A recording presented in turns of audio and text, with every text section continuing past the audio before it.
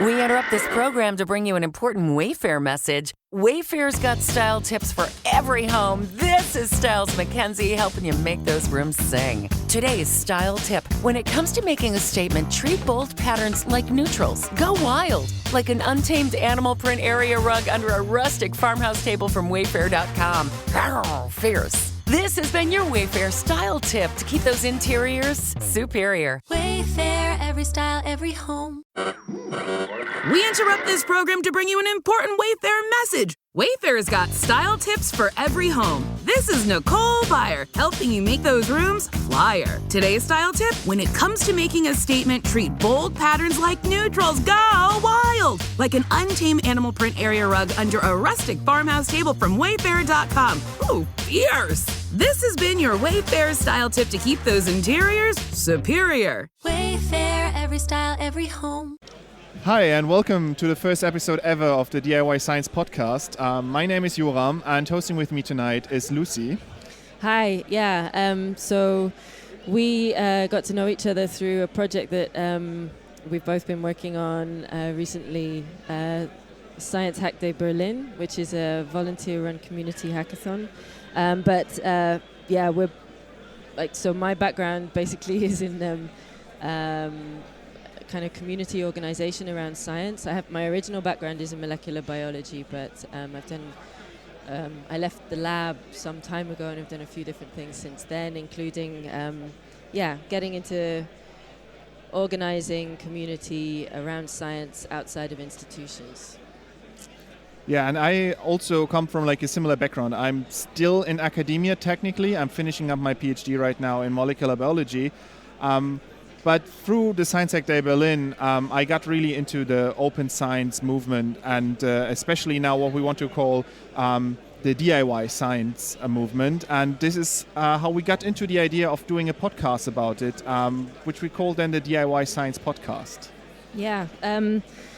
So over the last few years, we've been getting in contact with a wider network of projects who, similar to what we've been doing with Science Hack Day in Berlin, they're different communities, groups and projects who are engaging with science in some way, so like doing science or applying science outside of an institutional context. So this is outside of institutions, outside of universities and outside of companies.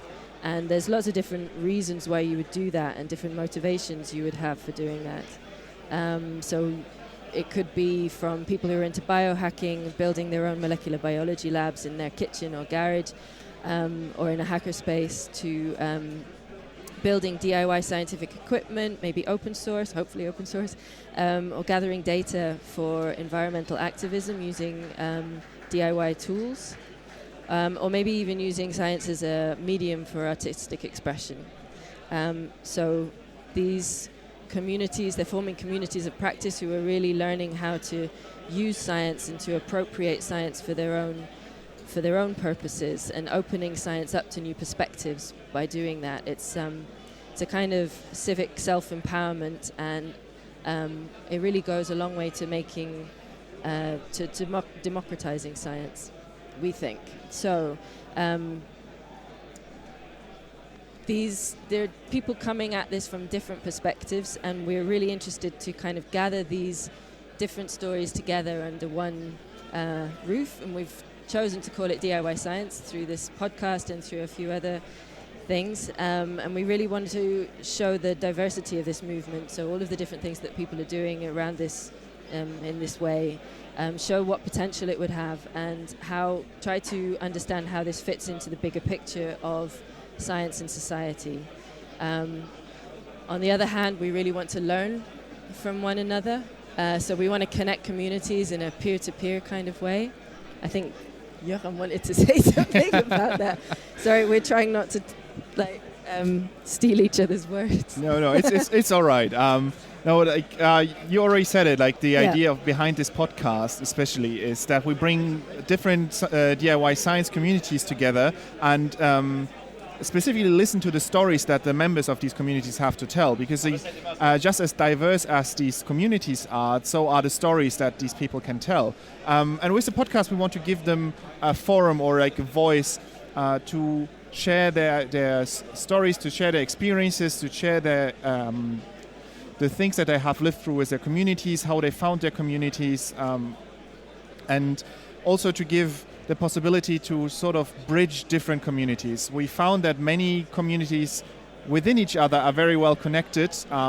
For example, in Berlin, we have a pretty good picture about the people who are doing projects there, and we're getting in touch with them, and that's very nice. But it's really hard to get them into other cities or other places or other fields to get an insight into their communities. And with this podcast, we're trying to bridge these gaps and bring people together and tell stories across filter bubbles. And so to get the ball rolling, we went ahead and booked a slot here at the Sendezentrum.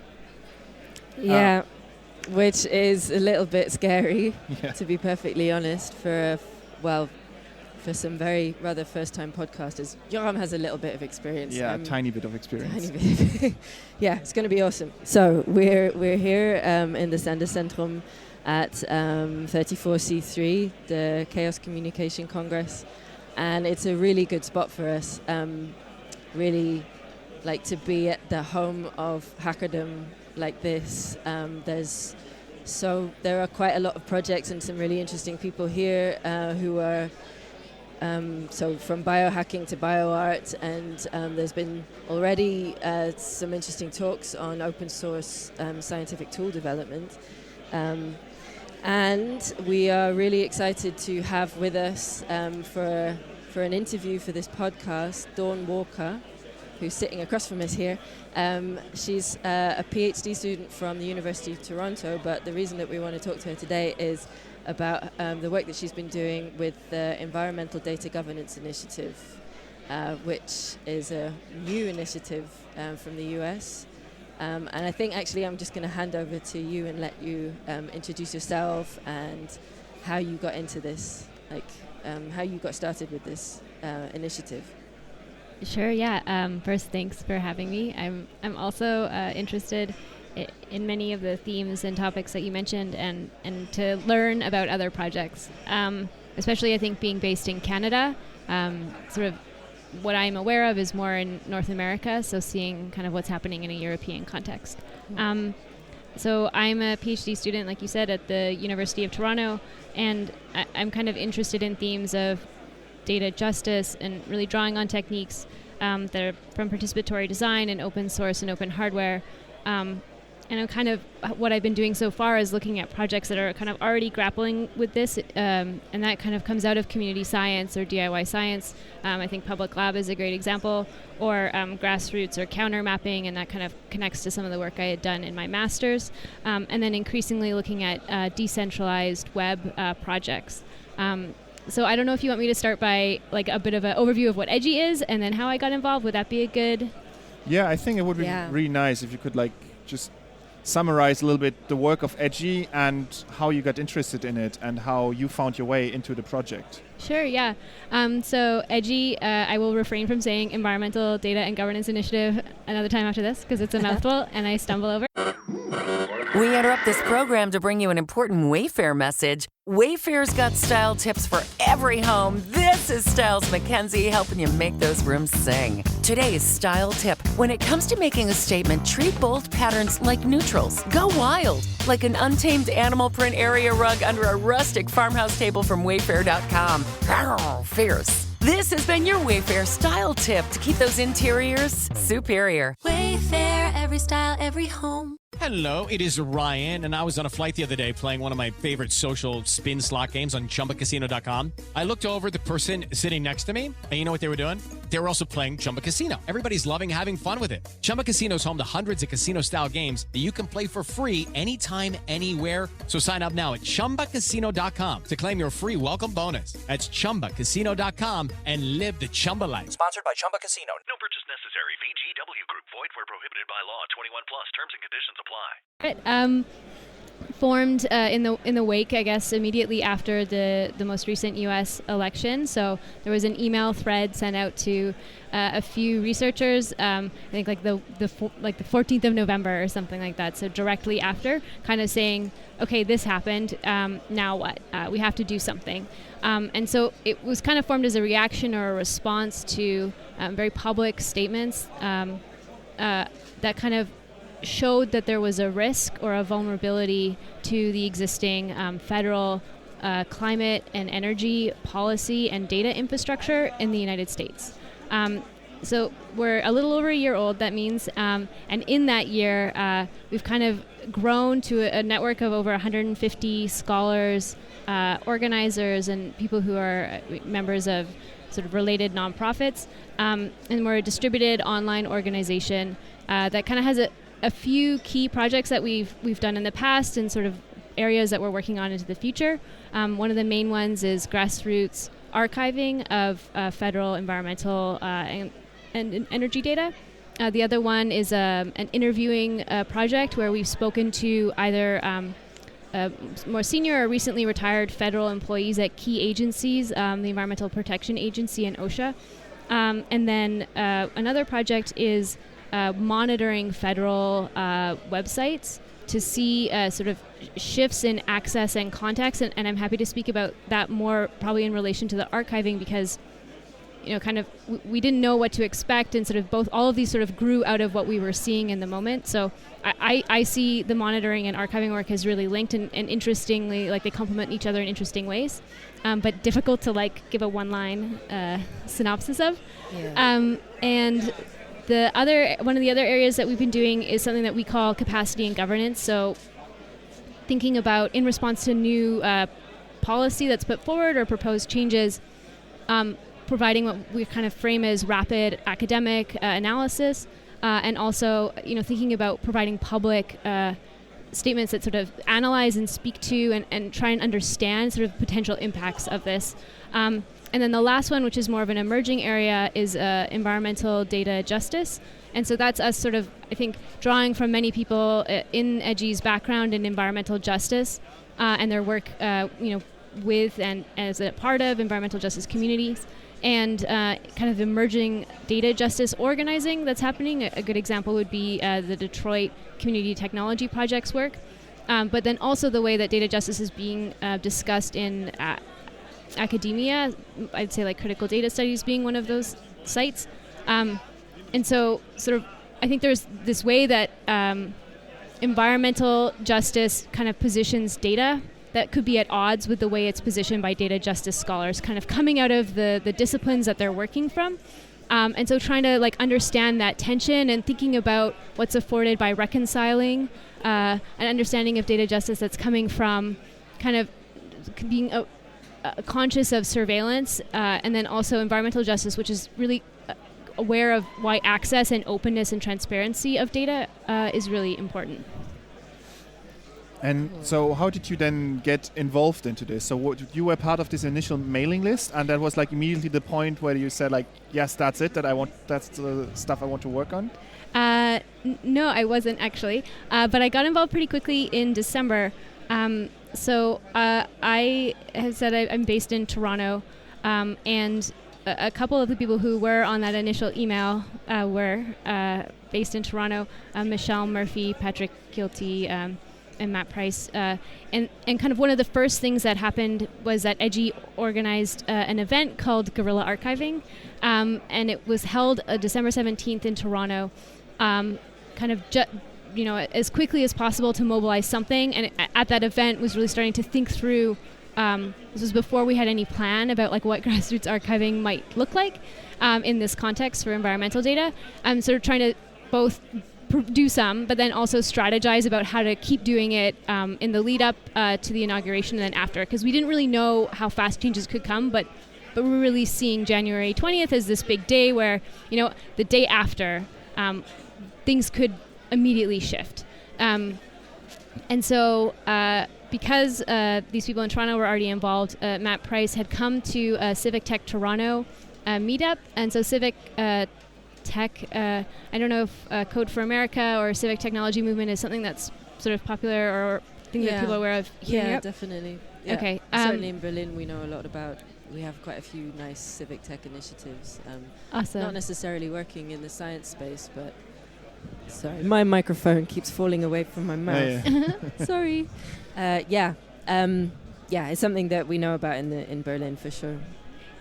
Cool. Yeah. So the Civic Tech Toronto, this is not my community, so I don't want to say it and be wrong, but is an old and well-established one in Canada. It might be the oldest, but I don't know. And meets weekly on a Tuesday night, and kind of has a structure which I think is quite similar to Chai Hack Night, so in Chicago. And there's a space for you to come and say, I have a problem, or there's this data set I want to work with, or there's this upcoming event, and if other people care about it, let's figure out a way to work on it. So Matt Price had come to that and talked about sort of this emerging edgy and this upcoming event, and I was there, and I said I want to help. So that's it. Weirdly, because we're both at the same institution at the University of Toronto, met at Civic Tech, and that's how I got involved. So this is a civic, like a independently organized event that brings lots of different people from different backgrounds together. And Matt Price is also an academic, or yeah. Okay. So I had Civic Tech Toronto. They have such great language. I think that's pretty inclusive about. It's not really framed as like solutionist or like only tech, but it is sort of people who I think are interested in technology and design, and then also civic problems, kind of trying to see how those could be threaded together, and ways to improve situations, but also are really mindful of issues like inclusivity and who gets left out of the design process and and like when you implement a technical solution, what maybe could be lost. And so it's just a great site, I think, for people who have like a bit more of a civic approach to technology, which is maybe a little different than some of the other regular meetups. Cool. And so how did it happen that like this meeting was in Toronto and not in the US, when it's like a US-based startup that you're interested in? Is there like other initiatives like that, or like in parallel other meetings of the same initiative in the US as well? Or is it sort of like based from outside, bringing like immediately outside the country on safe service? So just to backtrack a little bit. We interrupt this program to bring you an important Wayfair message. Wayfair's got style tips for every home. This is Styles McKenzie helping you make those rooms sing. Today's style tip: when it comes to making a statement, treat bold patterns like neutrals. Go wild, like an untamed animal print area rug under a rustic farmhouse table from Wayfair.com.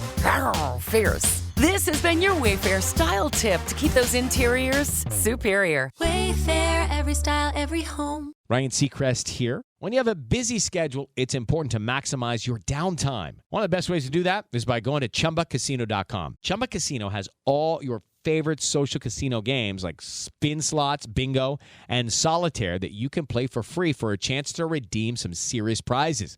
So hop on to ChumbaCasino.com now and live the Chumba life. Sponsored by Chumba Casino. No purchase necessary. VGW Group. Void where prohibited by law. 21 plus. Terms and conditions apply. Overwhelmingly, edgy members, I think, are based in the States right now. There's a core of us who are in Toronto, and this is a question we get asked, I've been asked before, and I think one of the reasons why is because just immediately preceding the kind of this moment and Trump's election, in Canada, we had Prime Minister Stephen Harper, who's the leader of the Conservative Party, who kind of had staged his own what was called like a war on science, but I think at a different scale. With the benefit of hindsight, it looks quite modest to me, honestly, but that's a personal opinion. And so I think we had this immediate experience, and it had kind of happened fast, or there was a way that the impacts of these changes kind of seemed to be broader ranging than we anticipated. So like labs were closed, library programs that were holding certain types of records were ended. and some of those records, were like they just like got rid of the holdings, and they had said that it was, it was unclear. They had said they had deduplicated, or like, there was some sort of way they guaranteed that they had kept at least one copy of this record. But people were really concerned about the loss of sort of that like longitudinal data.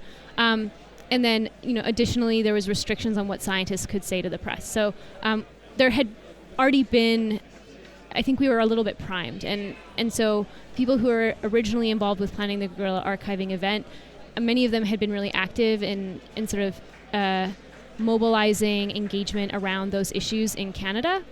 And so I think, in a sense, maybe we're like a little bit primed, or had that prior experience to kind of motivate an initial, like, okay, this could be, we don't know the scale of this, but we recognize that it could be of a large scale. Mm.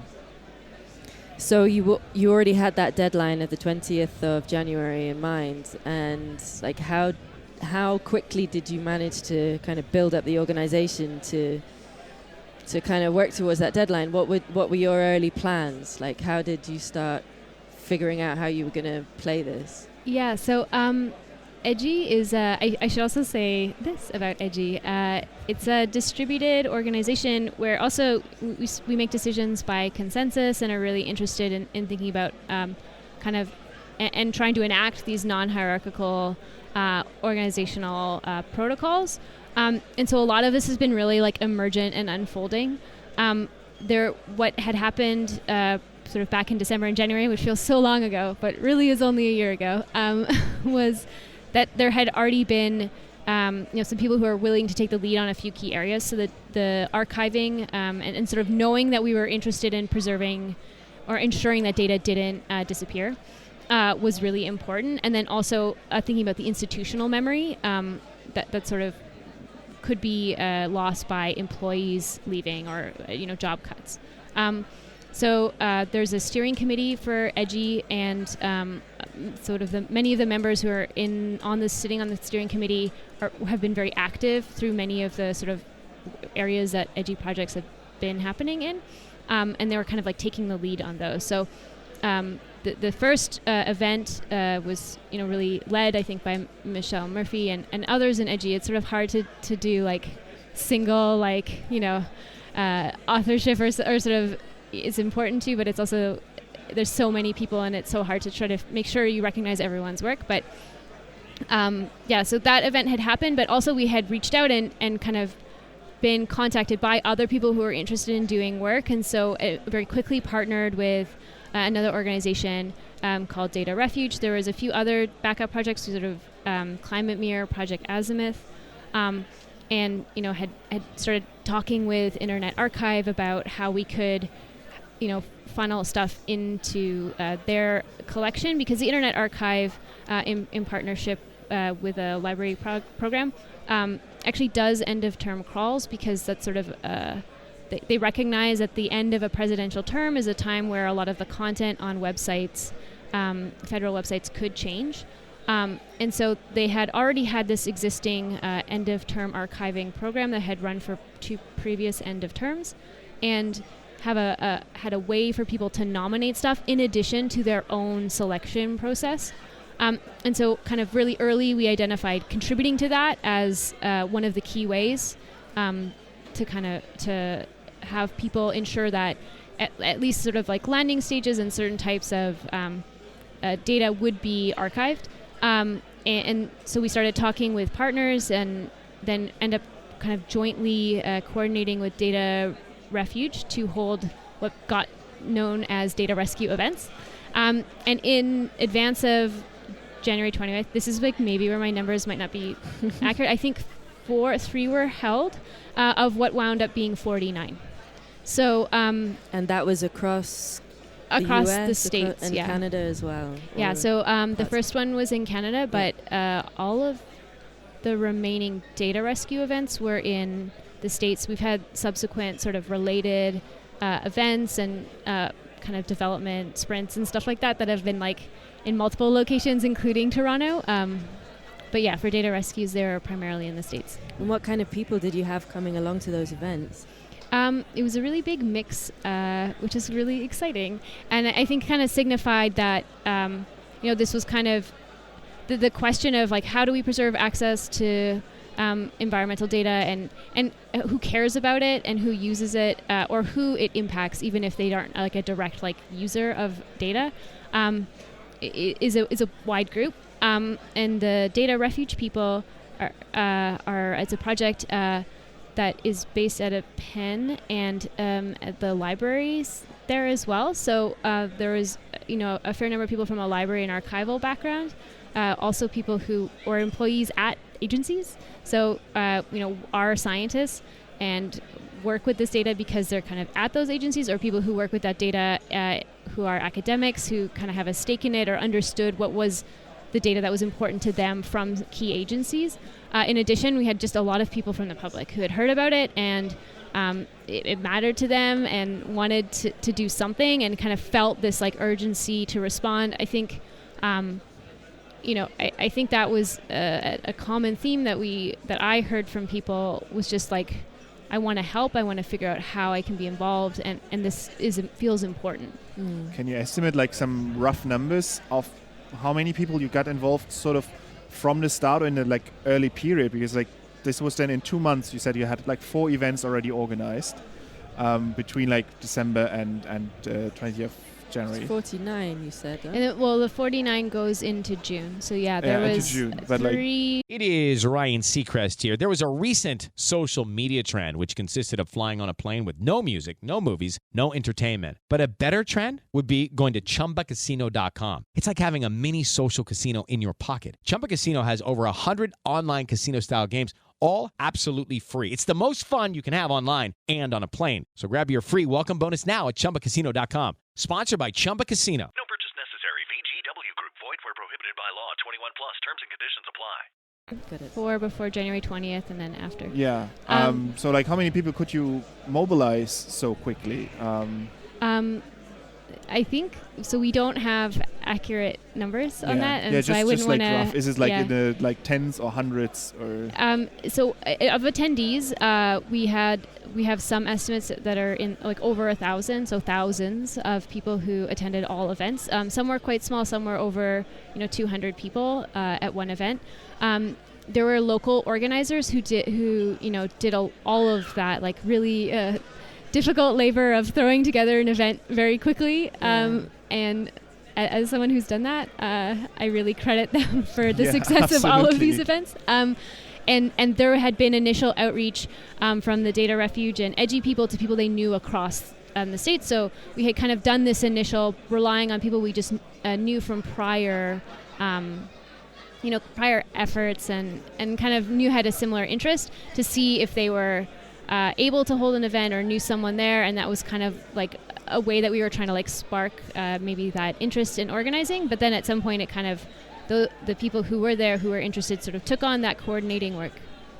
And were there like specific tools or like software? Like how did you organize all of this? Like did you just like engage with some like key players who then did like all of the local organization, or like coming myself from like with a little bit of experience of how to organize this stuff, I can tell like how hard it is already. It was like 10-15 people to organize one event. But what you did at Edgy, at Edgy, it's very impressive to me to hear like how quickly you got these numbers of people together to work together on a common goal, even in a distributed way. But still, like, were there like some tools you could elaborate or something where you say like, this is how we got the people sort of together? Yeah. Those were also emergent.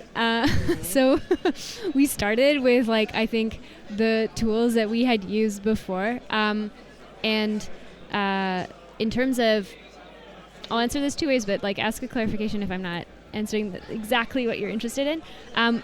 Edgy itself kind of uses Slack and kind of this growing number of tools I'm happy to talk about a little bit later to coordinate within itself. And that is a little distinct from how we were helping coordinate the data rescue events. So for that, it was definitely a lot at the beginning of like using Google Spreadsheets. There was an open Slack that anyone could sign on to that was mostly organizers who came onto. Some used it also for their event, but if it was quite a large event, that kind of could get a little bit like raucous, I guess. And we started with this sort of Google Sheets workflow, which was there was a way that we were, these were separated, kind of tracking potential organizers or then like events that were in progress. The Data Refuge folks had sent out this survey asking people, scientists, what data sets they were most concerned about. So kind of trying to like get a little bit of a pulse for what people felt was vulnerable.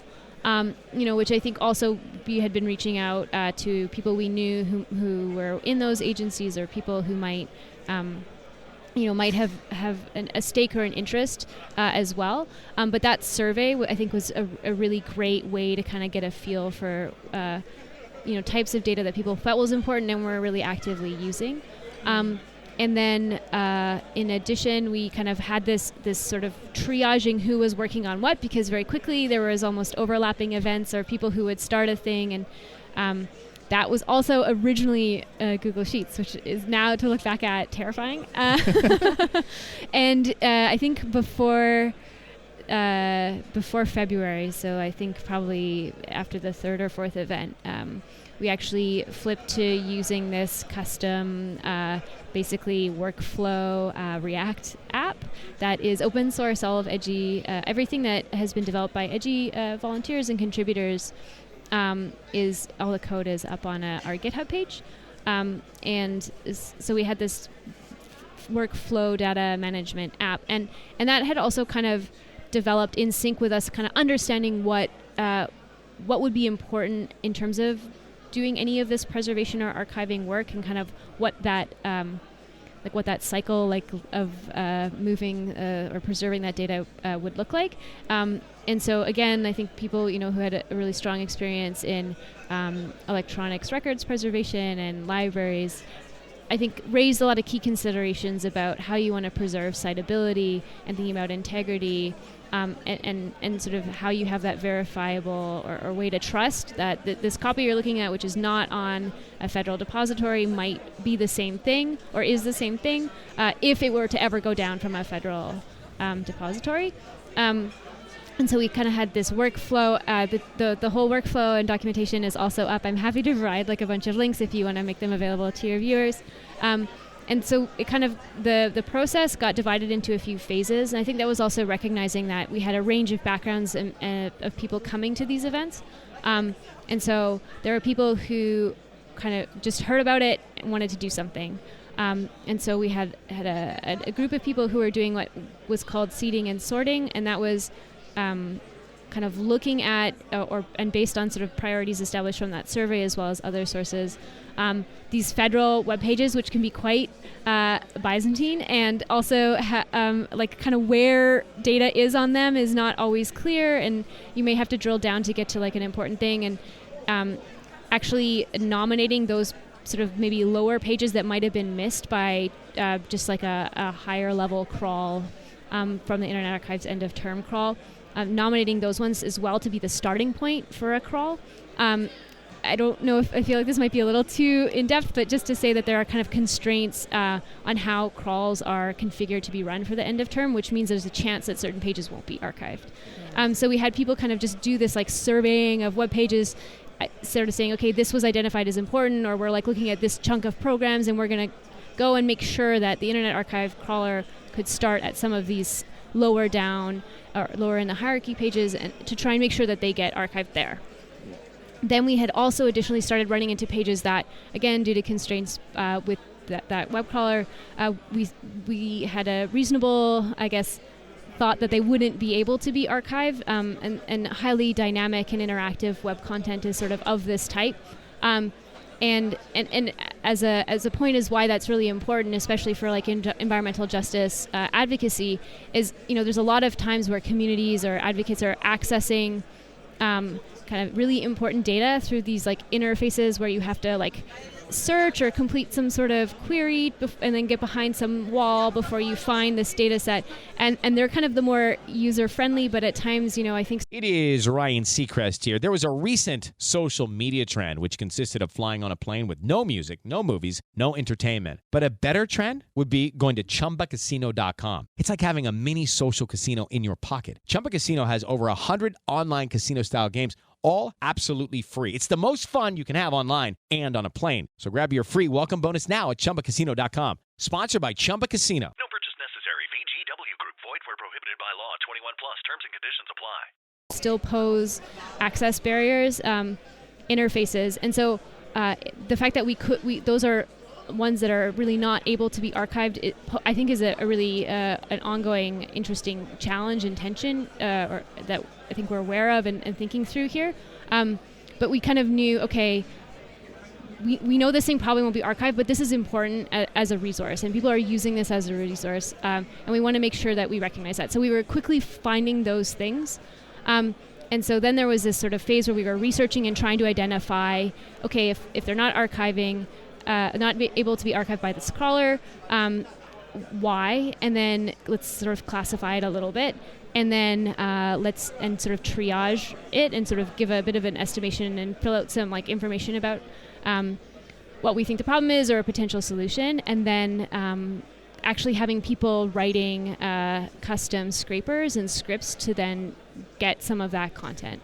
And so we kind of had this multi-phase workflow that was all managed using this React app, and kind of worked at that point too because we had gotten to the point where there was multiple events on the same weekend. So having this thing as a way to coordinate across them was a little bit better. People could like check in and check out, and you could see the like sort of history of who like had been involved in researching or who had done an initial categorization and said, oh, this doesn't look like it's able to be archived by the Internet Archives web crawler. Yeah. I feel like it's funny too. I'm like sort of in the like trenches of all of this like terminology. So please stop me if it's a little it's too fascinating to hear like everything that you had to learn and the new processes you had to create to make all of this happen. It just seems so frustrating that this was important in the first place, that like the authorities that created those sites and those databases in the first place, now with hindsight, it looks like there should have been some more accessible, like a better way of accessing the data, and obviously nobody ever thought about that beforehand, I suppose. Yeah, I don't think that is entirely true. I mean, I think through this process, I think that's what it felt like. Absolutely. And I think we were kind of like jumped in, tried to learn as much as we could, sort of reached out to where we thought or where we noticed people who had been doing a lot of this work. And then I think we discovered, I think as everyone does, you kind of have to learn the hard way. There are, but maybe difficult to see as an outsider, different ways that people have been trying to grapple with these problems for a long time within like the digital preservation and web archiving community. But I think you're absolutely right that it's not that they're necessarily resolved. So these are still like kind of active sites where there's like trade-offs, but as someone who really just cares about this data and isn't a web archivist or isn't a librarian or a digital preservationist, can you say it like that? I don't have those years of experience, or we didn't, and so it's kind of like managing that like that need for that, or the way that maybe the people's awareness of like all of the factors at play, how we get access to that expertise, I think is really important. Or it's something where I think we ran aground of like not having it at times where it could have really helped us understand like a strategy or a path forward. Also I think there are all of these efforts that are trying to address it in open science in particular, right? And I think like Research Data Alliance and all of these groups are doing a lot to think about interoperability, like resilient, multiply redundant storage, all of these things around data and like data governance policies. And in the United States, there's a electronic records depository program, and there's librarians who really care about this and are doing a really good job of like advocating for ways that the policy needs to be modernized to account for new forms of data Nice. or new forms of publishing data, because how websites are handled under that is a little bit they're treated different, but there's I think a strong case to be made for why websites have become a really important source of data for a lot of people. So I feel like there's a lot of ways that maybe people are trying to grapple with this, but it almost was like it just hasn't gotten there yet. But it's really exciting to see all these these efforts that are kind of, I think, addressing some of the underlying issues. Yeah. Could you maybe, like, just to give an example, you touched already a lot of it, but could you give us an example, like how this actually works? Because like we talk about sort of like meta concepts now of like data archiving, data like crawling, using these archiving crawlers. But in practice, how can I imagine it working? So you have like a government agency, and you know they have data, and you fear that this data might be lost at one point. Like what are the steps then, more or less in practice? Can you like give us some small introduction in how it actually works? Sure. Do you want me to say the way it happened at like a data rescue event? Because there were a bunch of parallel efforts that some of them just there's a lot of FTPs where either they're open or you can request a login that just have like raw data that people were going and downloading and mirroring.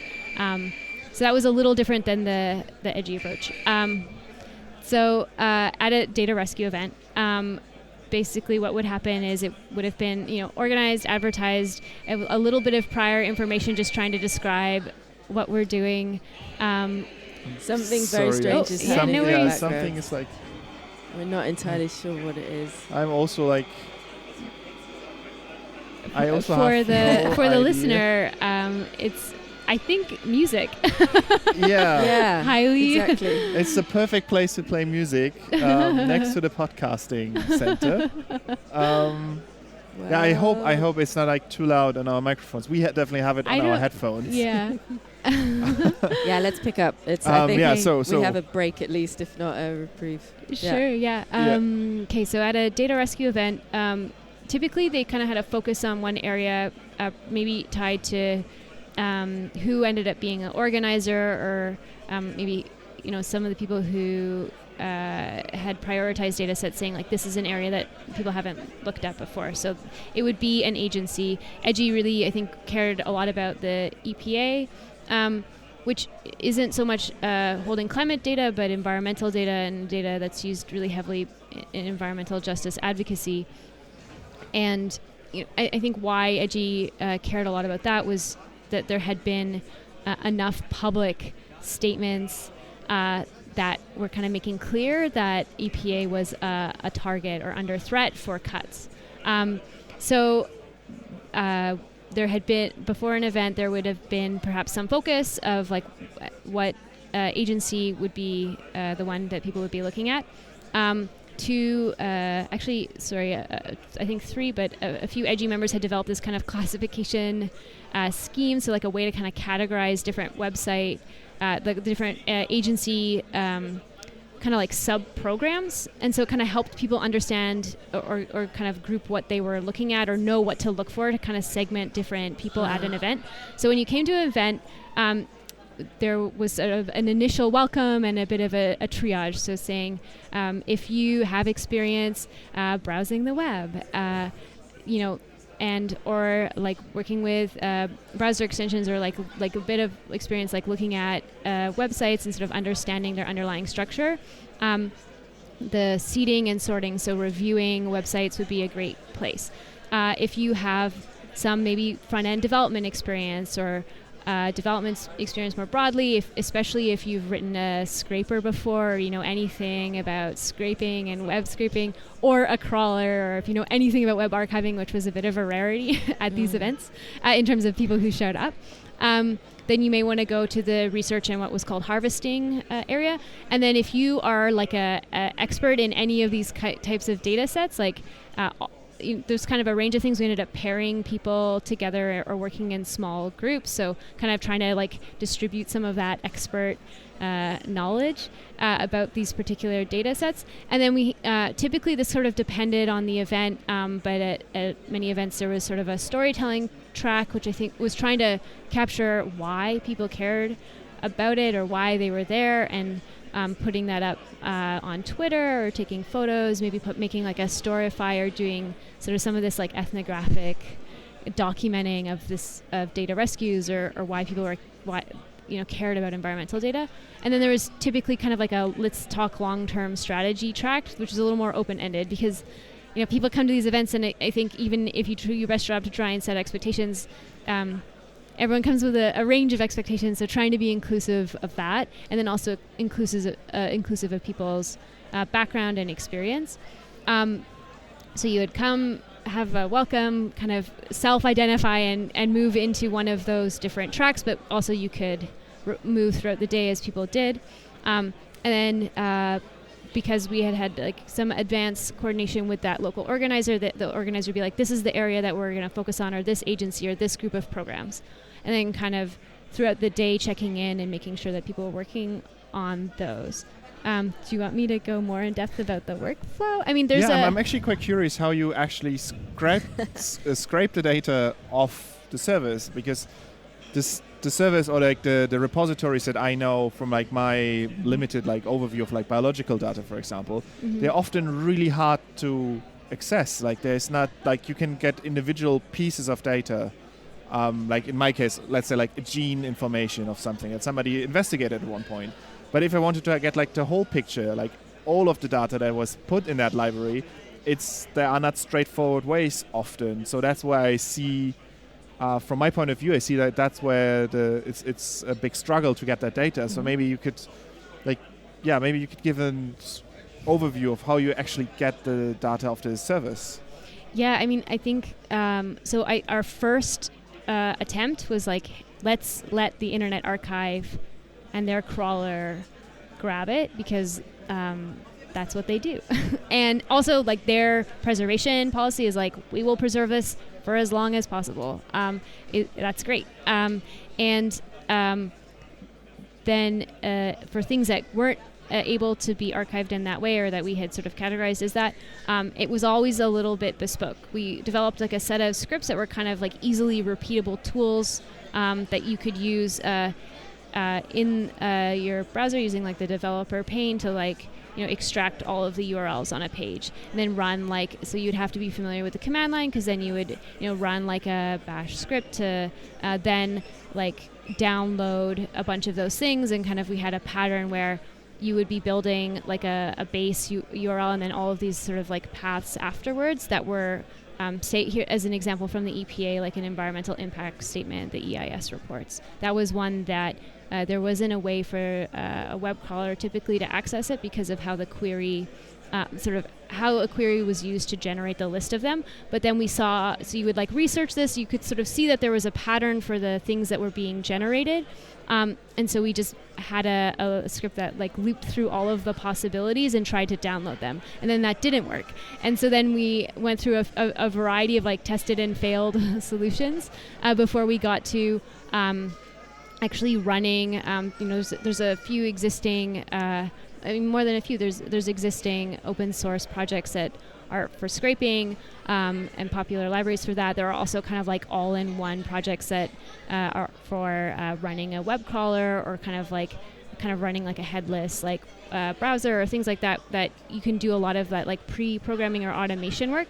So we wound up actually building a work file using, I'm forgetting the program right now for that one in particular, but using one of these programs where we fed it a list of potential URLs and it tried to visit them all, and then it was sort of off running on a machine that we had access to elsewhere. But I mean, this raises the issue of requiring certain types of infrastructure, people having a certain level of technical comfort or familiarity, setting up something on like a server somewhere that you're they're going to SSH into, and then at the end of the event kind of move on from, and then you're going to somehow have preserved the data from this.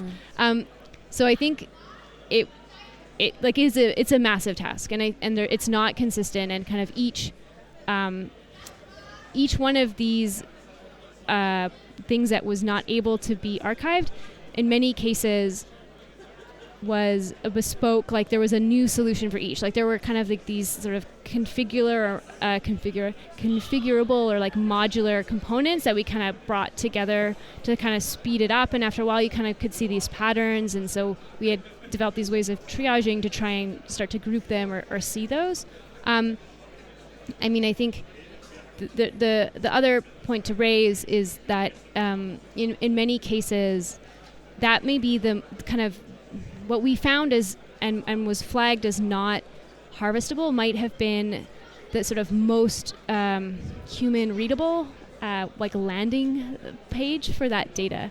And in many cases, there would be additional ways to access it. And some of those involve like, emailing an agency, or some of those are available on an FTP. But then that data has a different context, and context is like super. Hello, it is Ryan, and I was on a flight the other day playing one of my favorite social spin slot games on ChumbaCasino.com. I looked over at the person sitting next to me, and you know what they were doing? They were also playing Chumba Casino. Everybody's loving having fun with it. Chumba Casino is home to hundreds of casino-style games that you can play for free anytime, anywhere. So sign up now at ChumbaCasino.com to claim your free welcome bonus. That's ChumbaCasino.com and live the Chumba life. Sponsored by Chumba Casino. No purchase necessary. VGW Group. Void where prohibited by law. 21 plus. Terms and conditions apply.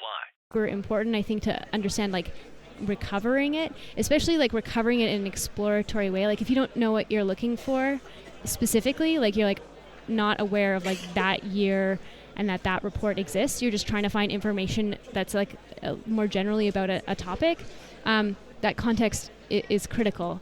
And I mean, I think the people who are librarians and archivists who are involved really help kind of, I think, shape or make us really recognize that. Is that? Yeah. No, that's super fascinating. I'm really enjoying to hear about that. So, I'm also curious, like, how far did you get? How much data did you save? And are you still working on it? Like, what's happening now? Yeah, that is one of those like huge questions, or like a question. No, we thought there was an easier answer until we started. Maybe that's the right way of putting it.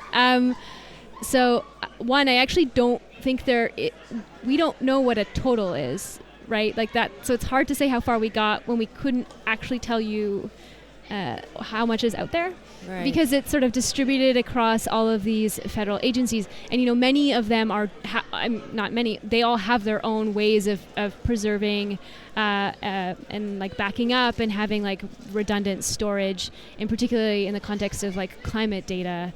But then in addition, the data.gov program in the United States, I think, is really trying to build a catalog, so there is at least a way of understanding how much is out there, but it's not mandatory, so not everything is in there right now. I think in an ideal world there could be a way that we would have a comprehensive catalog, but there isn't one. Yeah. And actually there was a project by members of the DAT project, who I think do a lot of open science work, that was I'm gonna maybe pronounce this wrong, Project Svalbard. And it was like sort of like, hey, let's like take this metaphor of the seed vault and think about a data catalog vault for environmental and climate data. Yeah. And it's published on DAT, and I think it's been updated a few times. We like pinned our own, like, hey, yeah, we want to make sure that this catalog exists, so it's like pinned on a machine that Edgy is running somewhere. So one, we don't exactly know how much is out there, so it's hard to say completion. In terms of our targets, Edgy originally was like, we're going to help and like be part of a movement that backs up all of it. And then we were like, okay, what is all of it? We could be here forever. And kind of and this sort of connects a little bit to the emergence of sort of the web monitoring work. The things changed. We didn't know what to expect. And then, what could have been an outcome didn't come to pass, which was mass immediate takedown of like wide swaths of data. So there have been a few key, very sort of scoped or constrained cases where key like data sets were taken down, and they've all been really well publicized. And I would hope that part of the reason that they're known, and maybe because of data rescue and all of the Climate Mirror's work and Project Azimuth and everyone who is participating, that there is less than there would have been otherwise, but that's like an impossible measurement. And that's like, that's just like my hope, right, is that because everyone was so engaged and so many eyes were on it, and it did garner considerable media attention and coverage that it kind of foreclosed upon that being a possibility. Yeah, scared the administration away from removing it immediately themselves. Yeah, but then the kind of what we were seeing and what we have seen is that kind of how that data is presented is shifting, and that kind of reframing it can be subtle. It could be more broad, is actually like blocking access to some key resources or kind of like completely changing where you would find it on a site. But that is actually really important. Like the way something is framed will again impact how someone accesses it. And so the one of the other parts of Edgy has been writing reports and having a team of volunteer analysts reviewing like side-by-side web snapshots of different versions of a subset of really important, again, sort of important based on people's priorities that were surfaced during like surveys and outreach in federal environmental and energy pages. And we have seen changes, and I think we're at 21, 22 reports on that. And those additionally have been covered by the media. And so you've seen perhaps some of these discussions were saying like, the words climate change are disappearing from certain pages, or resources that are about like child education about climate change are being removed, or kind of like a language that moves from a recognition of climate change to something where it's framed as like just about energy and stuff like that. And so I think that has maybe wound up being more the trajectory that was taken. And so, trying to figure out a way to understand that and publicize that and sort of like assess that has been, this other Edgy project. And where those resources, where things have been reframed or data sets are less accessible than they were before, is Edgy able to provide an alternative? Does it work like that, or? So we are, for those ones, we're providing a report that describes the change. In many cases, and if you go to our website, we have we link into where a lot of the archive versions of things are held. So this includes the Internet Archive. They sort of have this way that you could just look at the end of term collection, or you could use the Wayback Machine more broadly to look at snapshots of pages. Additionally, from the data rescue events, things went into a data refuge repository. So you could go to that repository, which has described with metadata the data sets that came out of the data rescue event. So you could go and access them there as well. And then I think we kind of point to some other ways to look at the other projects that had done some archiving, so you could see if maybe they also hold a copy. But I mean, I think this also flags like there's a lot of like hard problems in like thinking about access and like how you show who has coverage of what. We have this like experimental coverage visualization where we're like trying to like understand what we got out of what we thought we were going to get. So that's not the same as like what we got out of what was there. And then trying to see if what is elsewhere is like sort of this additional step. So we're like aware of the different repositories that are like sources, but it's hard to kind of search into those in the way that it is to search into like all, like we can't search into all of them in the same way. So then also then trying to pull out and say this is here is complex. And what is the best way now for people to get involved into this? I mean, I wish we would have.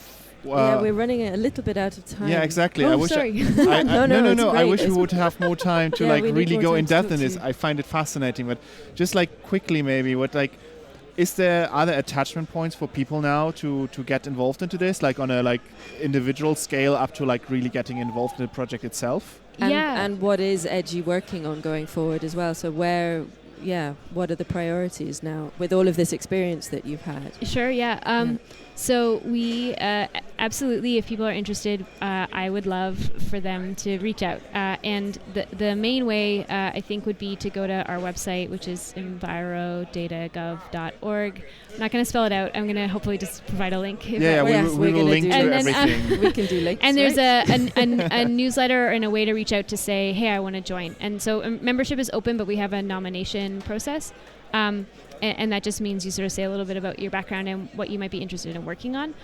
Of the initial projects that I described, they're all kind of ongoing. Just because we talk so much about archiving, I'll just say really briefly that that has shifted a little bit. So kind of in July, after the end of the data rescue events, we kind of reflected, and we had a town hall, which also included data rescue event organizers, to kind of talk about what worked, what didn't, and sort of thinking ahead, and kind of out of that process of reflecting, we and kind of making concrete sort of conversations that were already happening, and collaborations, are doing this project called Data Together.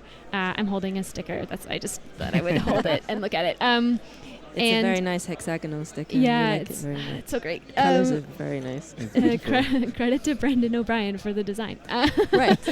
And so with Data Together is kind of this way that Edgy, in collaboration with Query and Protocol Labs, who are developing Interplanetary File System, IPFS, to think about how decentralized forms of content addressed versus location addressed data could allow for better forms of archiving or access, and so how people who care about data can hold copies of it, and how that that form of holding a copy is being able to be linked or verified as the thing that they think they're holding, and I think part of that came out of this recognition where a lot of the issues that we were tackling, and the tensions or the barriers or the challenges we faced, I think connect to more broadly to some issues with underlying internet infrastructure that a lot of people have been surfacing. So a lot of Mozilla's Internet Health Report, I think they talk about some of this stuff. I think a lot of other people who are involved in open science initiatives, so IPFS and DAT project, who are thinking about new protocols as a way to understand data storage or kind of data publication, people are already there, and that's us sort of seeing, our work aligns with how you're already thinking about these issues, and I think there's something that we could bring with our kind of the area of data we care about to working on this together. So it's more about how to do more resilient data governance in the future, how we can move to a different system. Yeah. And so it's pretty in process, and we're kind of having all the conversations publicly. So right now it's all on GitHub, and we have a website, datatogether.org. So it's definitely trying to, a bit of convening a conversation around these issues. And then also we have this reference implementation of actually a decentralized way of archiving data and sort of archiving it in a way that is a standard web archiving format. It's called a WARC. I would say the sum up call to action is go to our website, sign up for the newsletter, send an email saying you want to join Edgy. You can also jump on our GitHub and contribute to the conversation about Data Together there. So unfortunately I have the unfortunate task to wrap this up a little bit now, but I believe tomorrow you're giving a talk here, right? So people can tune in at the live stream. The beautiful thing about C3 is that all the talks are live streamed. So maybe you can quickly plug your talk tomorrow, and is the ways to reach you on Twitter or something like that. Sure, yeah. So I'm going to be talking about, I think, many similar things, but the talk is called Ensuring Climate Data Remains Public. It's at 10:30. I don't know our time zone right now. And in the Borg Hall. I'll talk about stuff a little more similarly to what I talked about right now, but also I think I think, speak a little more to futures. And I probably should have timed myself better today. And So if you want to should we find have. me, It's not just you. if you want to find me, I'm my name online is DCWALK, DC Walk, and that's me on like GitHub, but also on Twitter it's DC Walk and then an underscore after.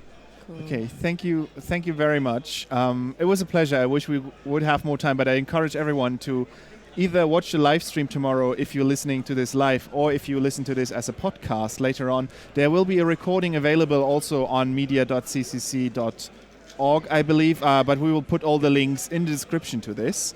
So right now, all that is left to do is thank you once more, Don Walker, for this fascinating brief look into the work at Edgy. I will definitely ask you more stuff later on when the mics are off. Go and get a drink after this. Yeah, absolutely.